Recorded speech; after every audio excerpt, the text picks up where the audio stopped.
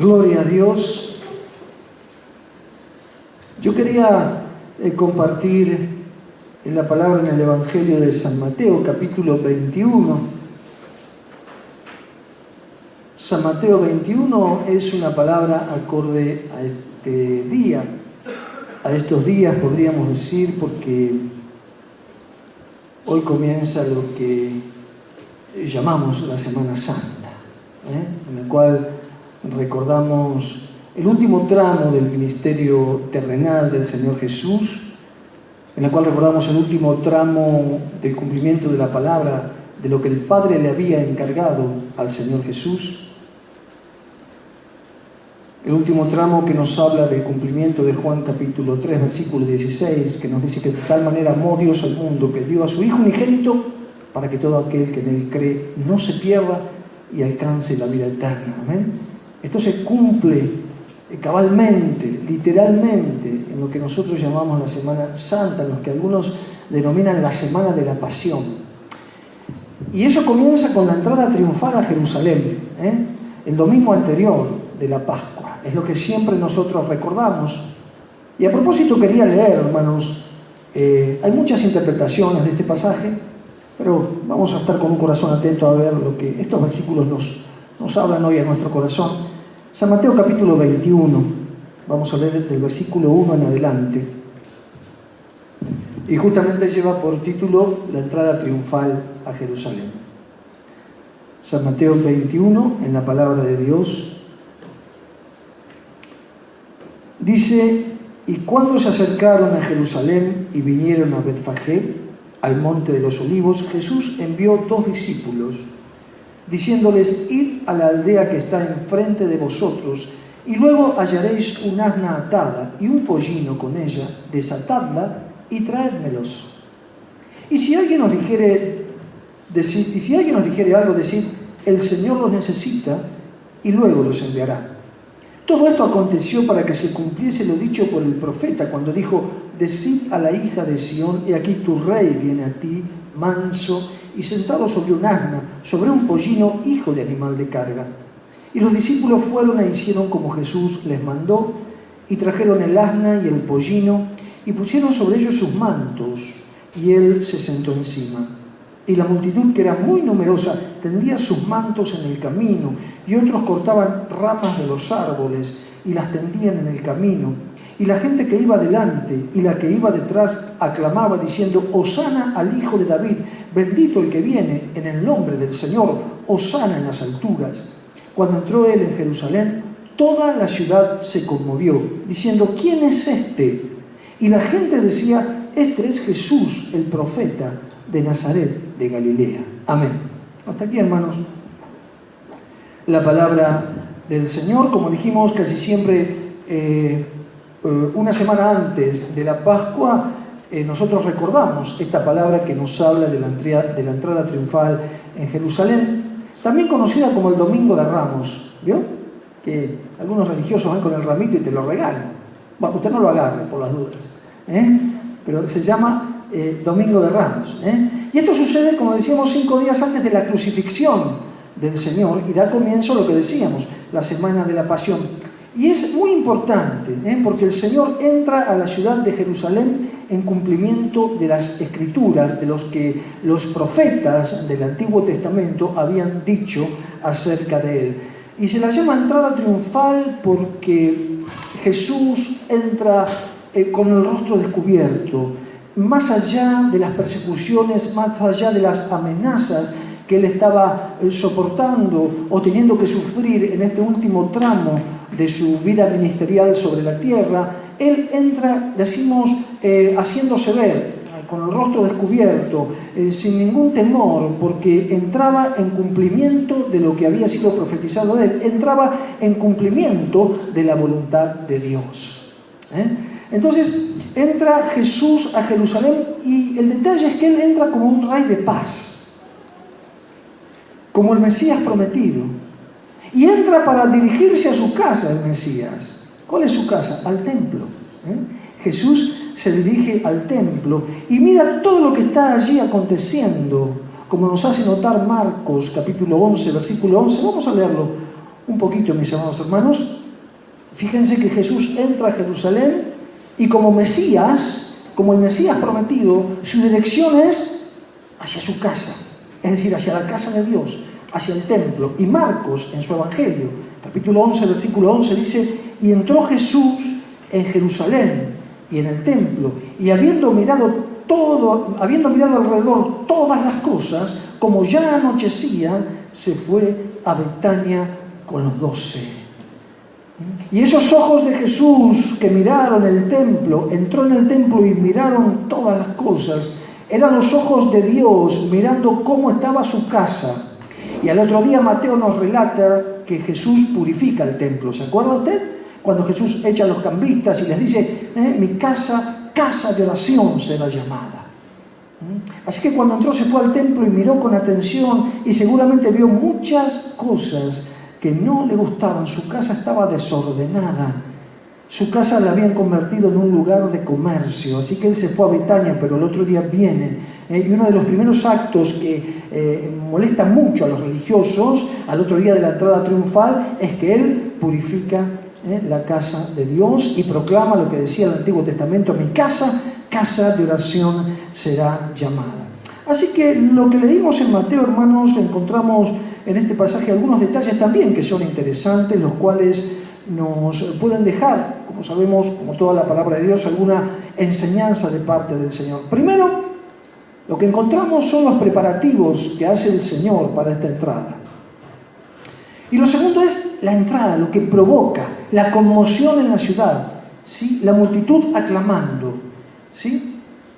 Así que, como decíamos, los primeros son los preparativos del Señor y esto tiene que ver con la importancia en el corazón del Señor de lo que iba a suceder. Y tiene que ver con que la palabra de Dios, que había sido profetizada varios cientos de años antes, se iba a cumplir ese mismo día, mis amados hermanos. No era un día más, era el día que Dios había preparado para que el Mesías entrase en la ciudad santa y se dirija a la casa de Dios. Así que la importancia, como decíamos, es el carácter espiritual de este acontecimiento en el corazón de Dios, en el corazón de Cristo y también en el corazón de los discípulos. Porque aquella entrada era el cumplimiento de la palabra de Dios en Cristo. El cumplimiento de la voluntad de Dios en Cristo era aquella palabra de la entrada de Jesús en Jerusalén, conforme a la profecía de Zacarías. Como vemos, hermanos, en el pasaje Jesús entra montado en un asno, ¿sí? Él mandó buscar un asno, en realidad un pollino, un burrito, un asno joven, y entró en ese asno montado a la ciudad. Y entra como rey de paz, porque el asno, el animal, es símbolo de paz. Así entra Jesús. Él no entra como un rey, como entraban los reyes de las naciones, con sus ejércitos a caballo dispuestos para la guerra. Jesús entra montado en un burrito, entra como el rey de paz. Y como dijimos, vemos aquí la importancia de este acto solemne, hermanos. Era un acto sagrado, porque se estaba cumpliendo una palabra que muchos en el pueblo no discernían por los acontecimientos que vamos a ver después, pero Dios lo estaba viendo, y en el corazón de Cristo era cumplir con la voluntad de Dios. Así que Jesús hace preparar un pollino, como dijimos, un asno joven, en el cual nadie había montado todavía. Fíjense ustedes el carácter sagrado de la entrada a Jerusalén.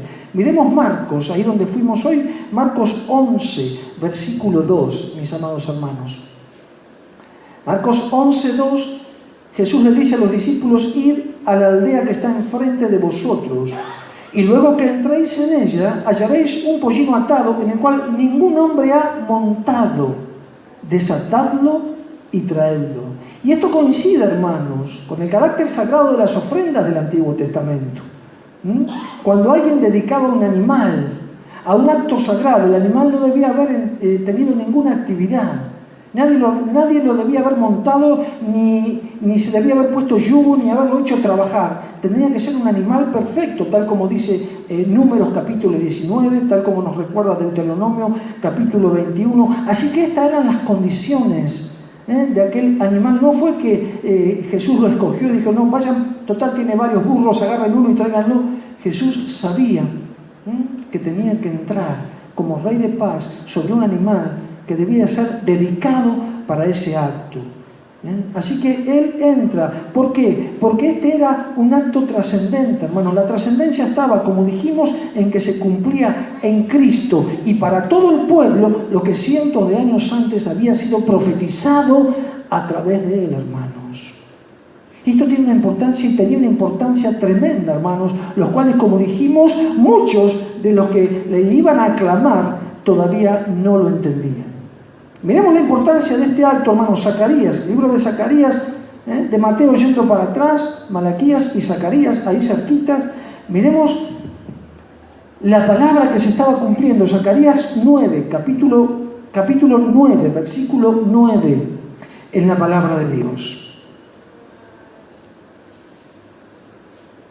Miren lo que dice el profeta varios cientos de años antes de que esto acontezca. Zacarías 9:9, alégrate mucho, hija de Sión, da voces de júbilo, hija de Jerusalén. He aquí, tu rey vendrá a ti, justo y salvador, humilde y cabalgando sobre un asno, sobre un pollino, hijo de asna. Mire usted la perfección de la palabra profetizada por Zacarías. Eso se estaba cumpliendo cabalmente aquel día, que muchos llaman sin entender el Domingo de Ramos. Jesús entra como Rey de paz. Jesús entra como Rey justo.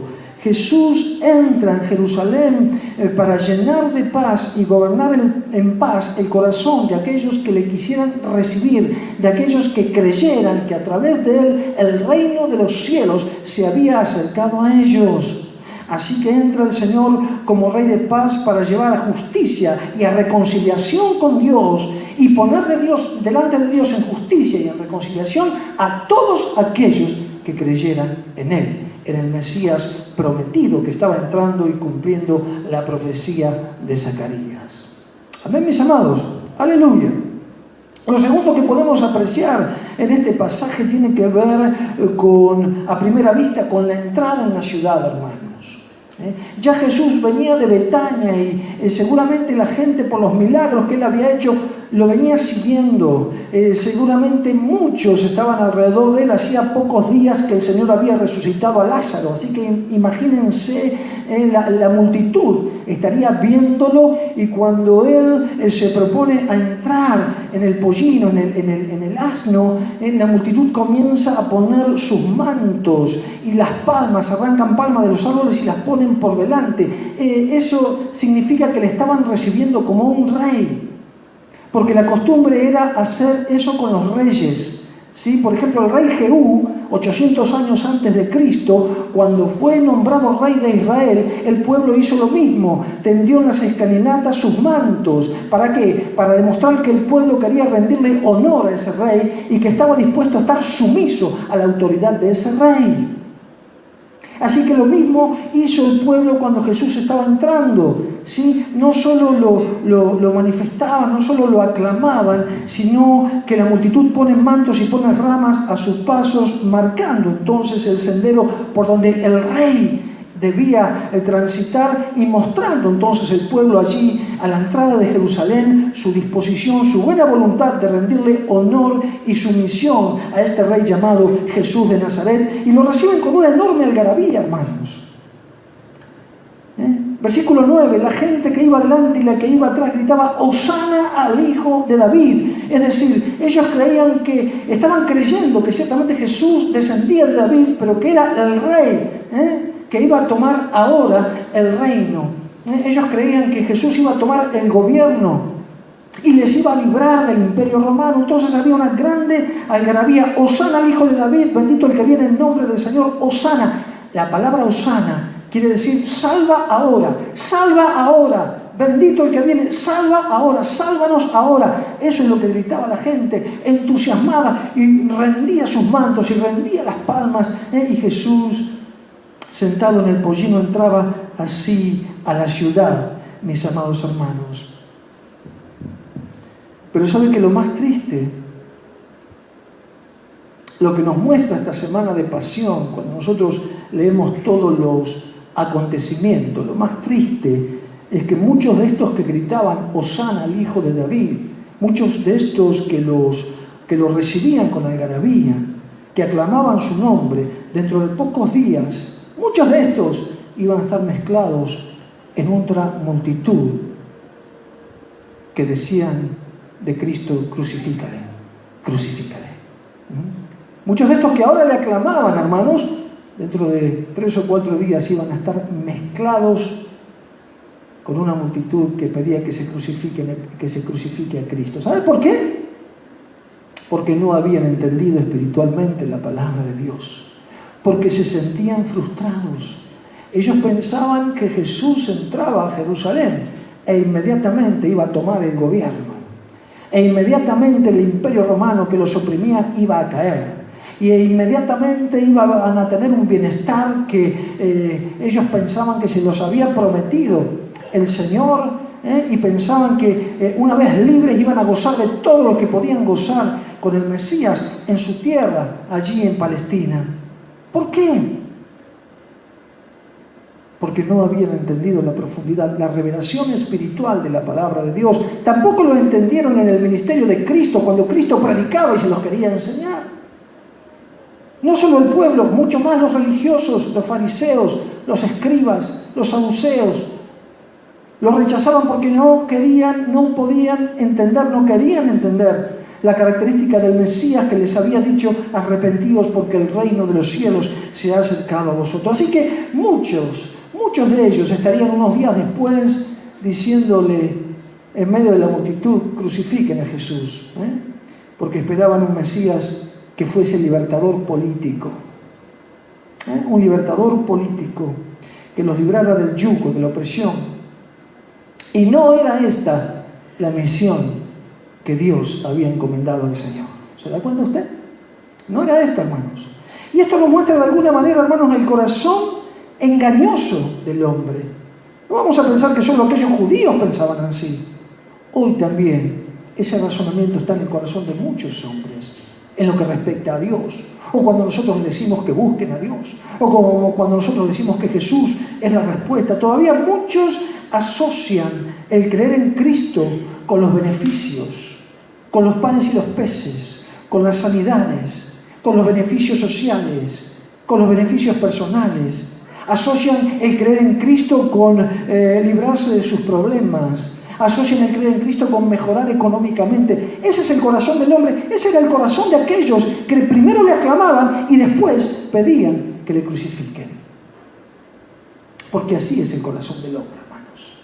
Así es nuestro corazón, cargado de pecado, sin entendimiento, carnal, aborrecible a los ojos de Dios. El pensamiento de aquella multitud no era diferente al de mucha gente en estos días con respecto a Dios. Lo bueno, mis amados, es que Jesús sigue siendo todavía el Rey de paz. Todavía el Rey de paz. Todavía Jesús es capaz de entrar al corazón de aquellos que le reciben sinceramente, como entró en Jerusalén.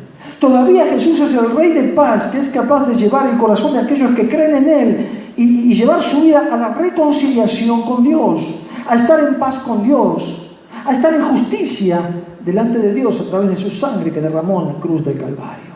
Todavía, hermanos, pero no será para siempre.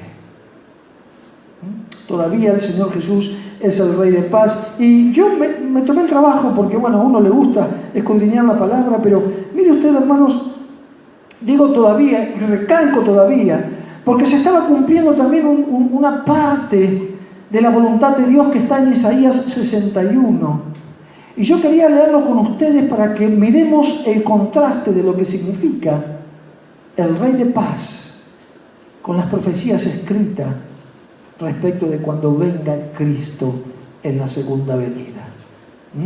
Miren lo que dice Isaías capítulo 61, versículos 1 y 2.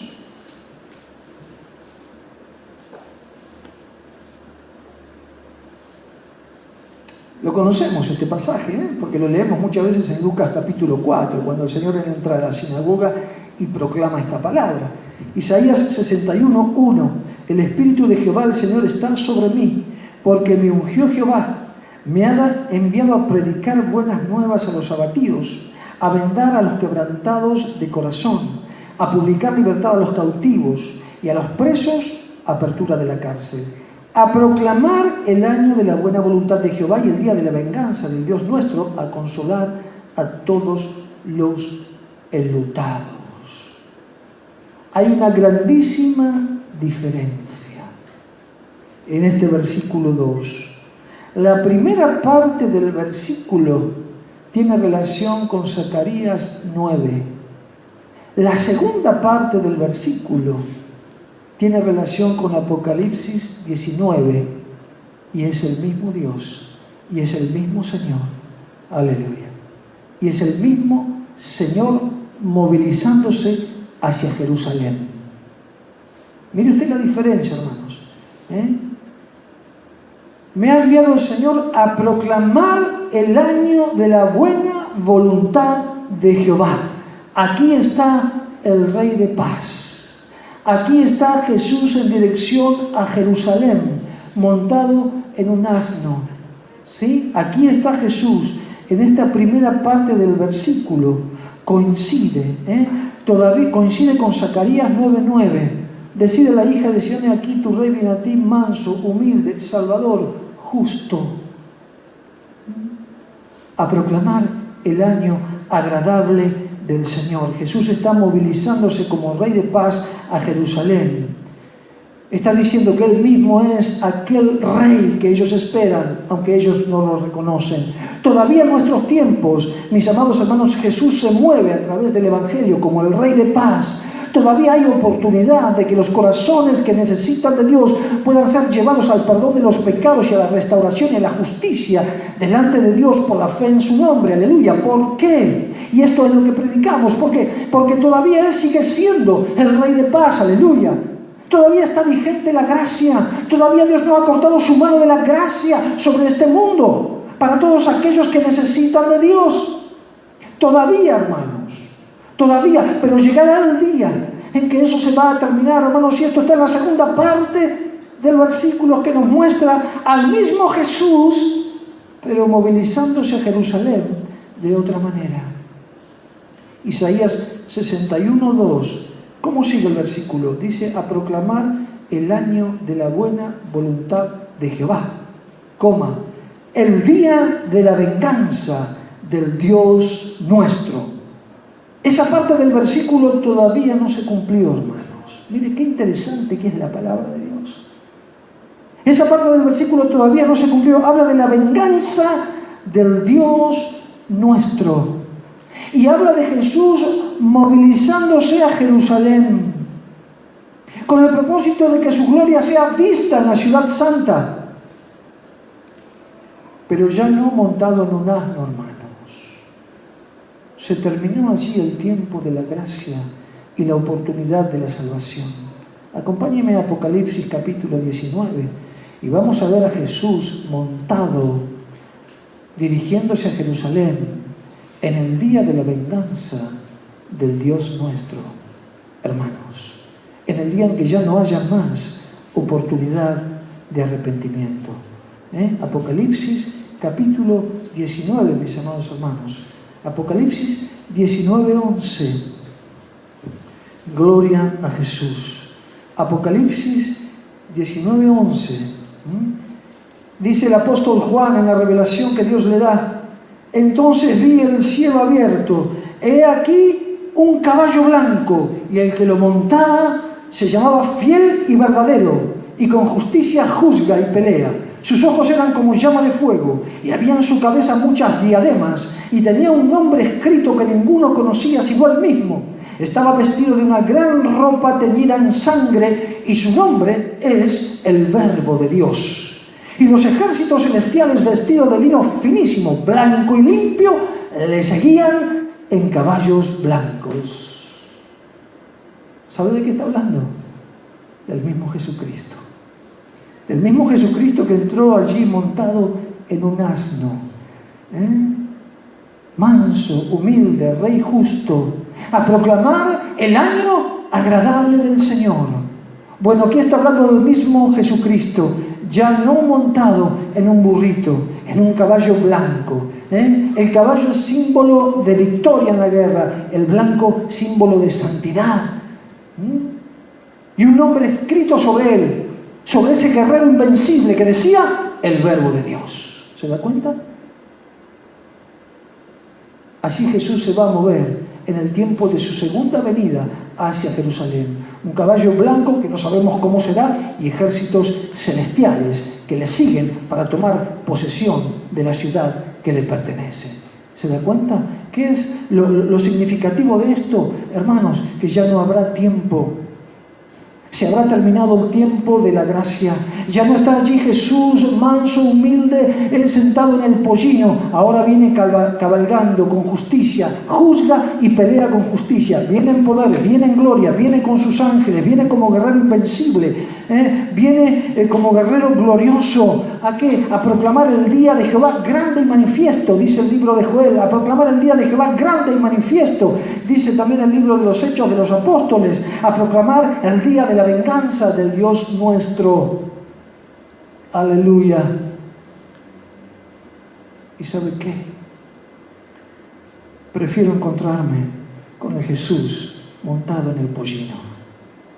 Prefiero encontrarme con ese Jesucristo, manso, humilde, lleno de amor, de verdad y de justicia, que puede llevar mi corazón al seno del Padre, y no con aquel guerrero invencible que viene montado en un caballo que se llama el Verbo de Dios y que viene acompañado de sus ejércitos celestiales, porque allí ya no habrá más lugar para el arrepentimiento. ¿Se da cuenta? Es el mismo Jesús. Muchos en la multitud que ponían sus mantos no lo entendían. Bien, ellos, muchos de lo que le pedían, de lo que pidieron, crucifícale, no lo entendieron. Bien, ellos se encontrarán, no con aquel que estaba en el pollino, ellos se encontrarán con este Jesús glorioso, montado en un caballo, llamándose el Verbo de Dios, que con justicia juzga y pelea. La verdad no quisiera estar allí, hermanos. Es importante entender esto, hermanos, porque esto nos tiene que animar a predicar la palabra. Nos tiene que animar a tener luz en la palabra de Dios y a predicar, no lo que aconteció en la entrada triunfal, sino lo que va a acontecer después de la entrada triunfal. Porque lo único que queda por cumplirse es la segunda parte, es el día de la venganza del Dios nuestro. Y tenemos que predicar el Evangelio para que muchas almas no se encuentren con ese guerrero que viene a proclamar el justo juicio de Dios sobre las naciones, sobre aquellos que no creyeron, como dice Mateo capítulo 25. Amén, mis amados hermanos. Y quería terminar con un detalle más, queridos hermanos, un detalle más que tiene que ver con los preparativos, que tiene que ver con los discípulos preparando ahí el potrillito, el burrito, para que Jesús entrase a la ciudad. Versículo 7 que hemos leído, dice que le trajeron el asna cuando la fueron a buscar y el pollino, y los discípulos pusieron sobre ellos sus mantos y él se sentó encima. Mateo 21:7. Y trajeron el asna y el pollino tal como Jesús se los pidió, y pusieron sobre ellos sus mantos y él se sentó encima. Y yo quería terminar con este último detalle, hermanos. Parece que hubiera confusión.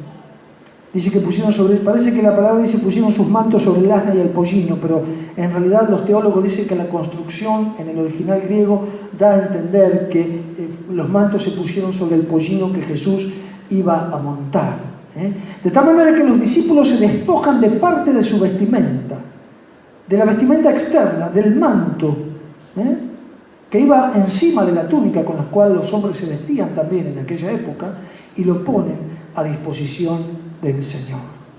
Un claro gesto de amor hacia el Señor Jesucristo. ¿Qué hacen los discípulos en aquel momento? Se despojan, se desprenden de lo más valioso que ellos tienen en aquella ocasión.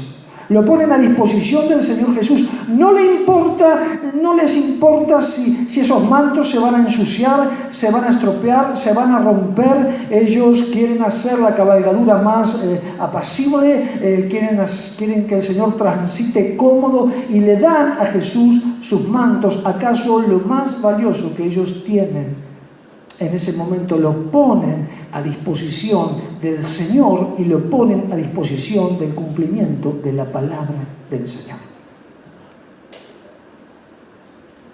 Actitud de un discípulo.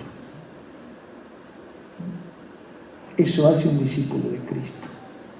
No piensa en sí mismo, piensa ante todo en el Señor. Y estos hombres lo hicieron. Fue un gesto de amor. Pusieron a disposición de Jesús sus mantos y a disposición del cumplimiento de la palabra de Dios. Sí, nosotros, hermanos, cuando estudiamos la palabra hay mucho simbolismo, hay mucha significación, mucho simbolismo respecto de lo que significan los mantos, en distintas categorías, en distintas jerarquías, manto de los reyes, manto de los gobernadores. En aquella época hay distintos significados. En el caso de estos hombres, era parte de la vestimenta de ellos. Y el símbolo del manto respecto de estos hombres tiene que ver con su propia dignidad, su honor, su protección, su propia voluntad. El manto de estos hombres representa lo más valioso y representa su vida misma, que es lo que ellos ponen a disposición del Señor, que va a entrar en cumplimiento de la palabra de Dios. ¿Se da cuenta? Pusieron lo más valioso, pusieron lo que representaba su dignidad, su honor, su vida, su propia voluntad, a los pies del Señor. Lo entregaron en cumplimiento de la voluntad de Dios. Rehusaron pensar en ellos. En ese momento se lo dieron al Señor. Y esto me hacía reflexionar, hermanos queridos, ya con esto termino. Me preguntaba, y podríamos preguntarnos: Señor, estamos caminando contigo hace tiempo. ¿En verdad te he entregado el manto que está sobre mí? ¿De verdad me he despojado del manto para ponerlo a tu disposición? ¿Me he despojado de lo que más quiero en mi vida? ¿De lo que más me cuesta? ¿De lo que considero más valioso? Para dártelo en cumplimiento de tu voluntad y de tu palabra. ¿Cuántos mantos hay en nuestra vida que todavía no le hemos dado al Señor, hermanos? Esto me preguntaba. ¿Cuántos mantos hay en nuestra vida que todavía nos cubren y no le hemos entregado fielmente al Señor? Que el Señor nos ayude y nos dé sabiduría en este tiempo en el cual su sacrificio nos va a ayudar seguramente durante esta semana a pensar, a orar en pos de todo lo que hizo el Señor Jesús por nosotros. Amén. Vamos a estar de pie y vamos a orar, mis amados hermanos.